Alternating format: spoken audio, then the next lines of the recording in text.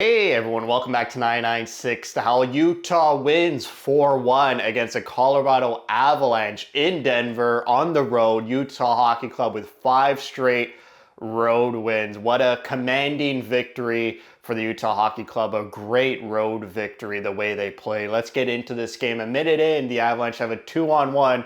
Thankfully, they missed the net. Really could have changed the tide of the game right there. 8 minutes into this game, I mean, it was pretty low event. After that 2-on-1 by the Avalanche, pretty much throughout the whole game, a very stifling, tight checking game by Utah and the Avalanche. I'm sure the Avalanche didn't want to play that type of game, but Utah forced them to play that type of style. Around 9 minutes in, the first goal of the game, Dylan Guenther. When Dylan Guenther scores, Utah Hockey Club is 7-0, undefeated. What happens when he scores 2 goals in a game? Well, I'm sure it's the same thing. This goal, such an odd goal, really nothing going on with the play here. Guenther enters the zone and just throws the puck on net. It hits an Avalanche defender, goes in the net. Assists go to Kesselring and Ian Cole. Great to see Guenther get a goal. And near the end of the video, something very surprising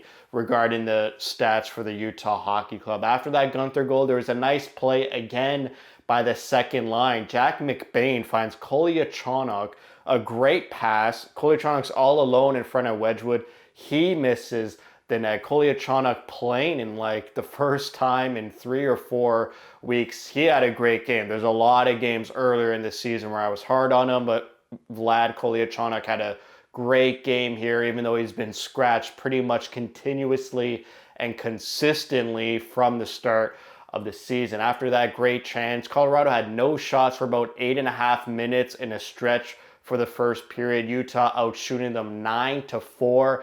Vejmelka in net for this game, making huge saves. There is a nice save on a streaking Nichushkin. He pretty much goes around Olimata and has a free lane to the front of the net. He drives to the front of the net. Vejmelka made this save look so easy, but such a dangerous chance by the speedster Nichushkin for the Avalanche. The period ends. Utah's up 1-0. They outshot the Avalanche 10-7.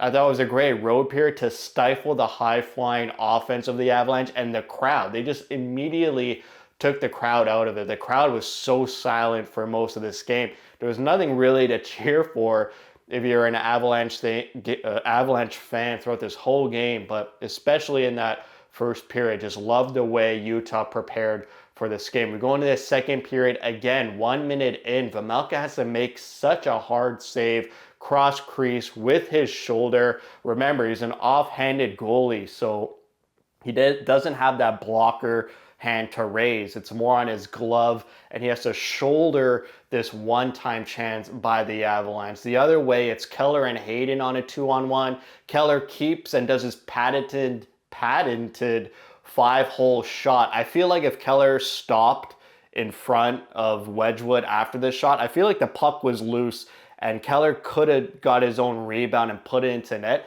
He sort of tries, but he sort of does like a flyby.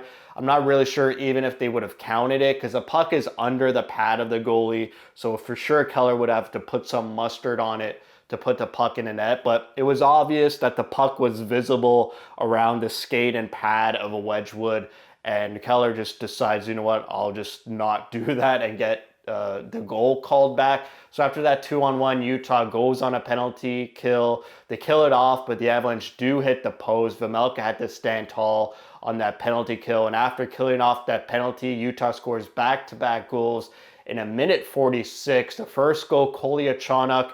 Again, another odd goal. You need luck on your side sometimes. I feel like luck was in favor of Utah this game, getting them these 2 points. Kolyachonok just throws the puck on net, hits another Avalanche defender or player, and redirects into the net. Assists go to Cooley and Guenther. Guenther already with 2 points. Can he make it 3 points? Yes, he can. They go on the power play shortly after that goal, and finally a goal, a clean goal. The puck doesn't hit anything. It goes straight into the net. Great deception by Schmaltz here. Schmaltz gets the puck in the middle of the ice on the power play, and Wedgwood, the Avalanche goaltender, bites hard and thinks Schmaltz is going to shoot, but he defers to Guenther, who has an open net.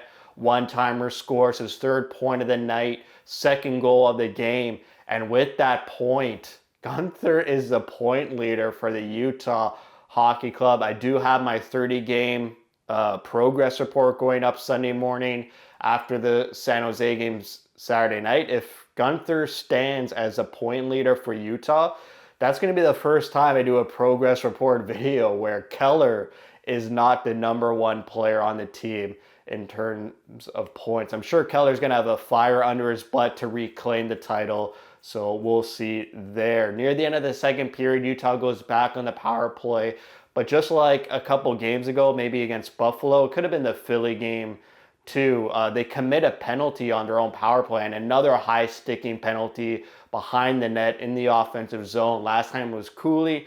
This time it's Dylan Gunther, and he gets a 4-minute high-sticking penalty. They have to kill off about a minute 20 near the end of the second period, and there is a great chance by the Avalanche here. A scramble in front of the crease in front of Vejmelka. Vejmelka makes an initial shot save on Makar, and then the rebound is right there in the crease. Vejmelka has to make a goal line save with his arm to keep it out and keep the game 3-0 heading into the third period, where they have to kill off 2 minutes and 43 seconds of that power play. It was a huge kill early in the third period, starting the period, fresh ice. The high-flying Avs have got nothing going all game.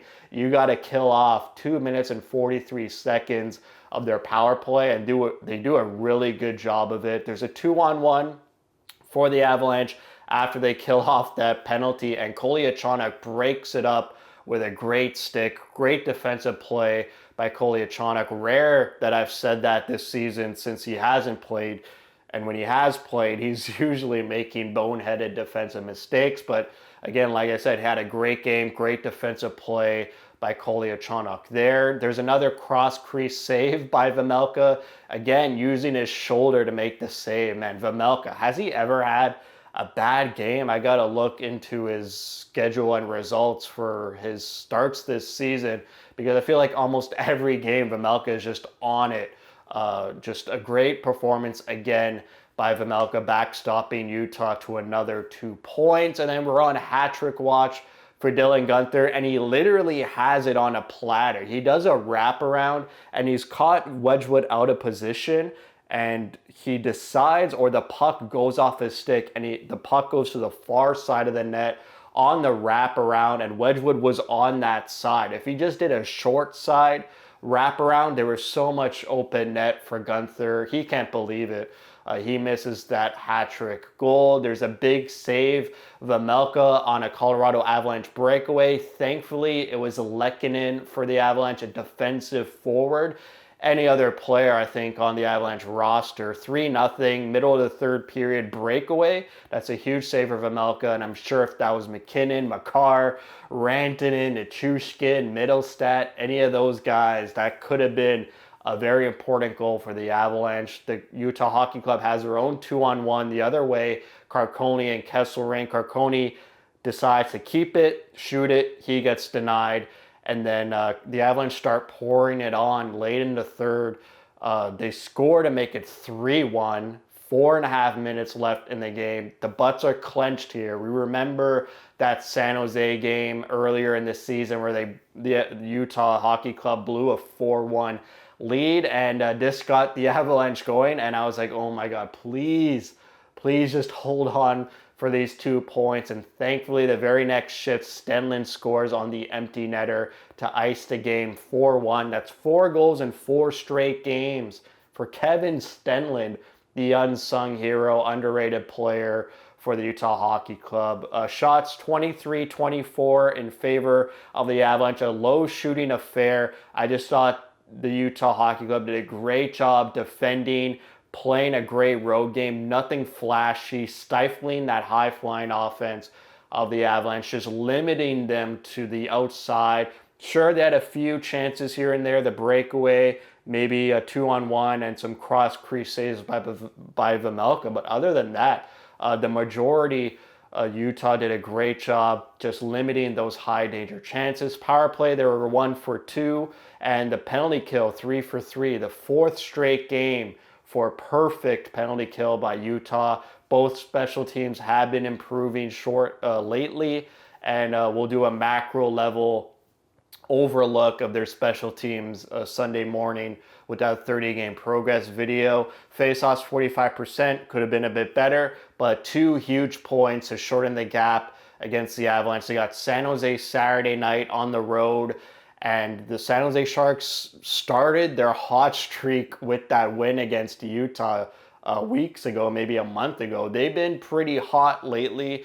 They just beat St. Louis Thursday night, so they're coming off a win. Hopefully Utah could grab a 2 points against the team they should beat on paper, but they can't take the San Jose Sharks lightly at all. If they could get those 2 points Saturday night, you're looking at a wild card position for Utah, or maybe a point or 2 out of it. But they've been playing great, honestly. I think we're going to use that 30-game progress video to see what they need to work on. If they need to work on anything, just off the top of my head, I think they've improved in a lot of departments. I remember the 20-game video. Their problems were power play, execution, and discipline. I really do think from games 21 to 29 now, they fixed all those problems. So I'm eager to see what areas of the game they need to improve on, or if they just need to be consistent and play this way for a long stretch of time. So that's it for me. Thanks for watching. If you like what you see, spread the word. And as always, thank you for your support.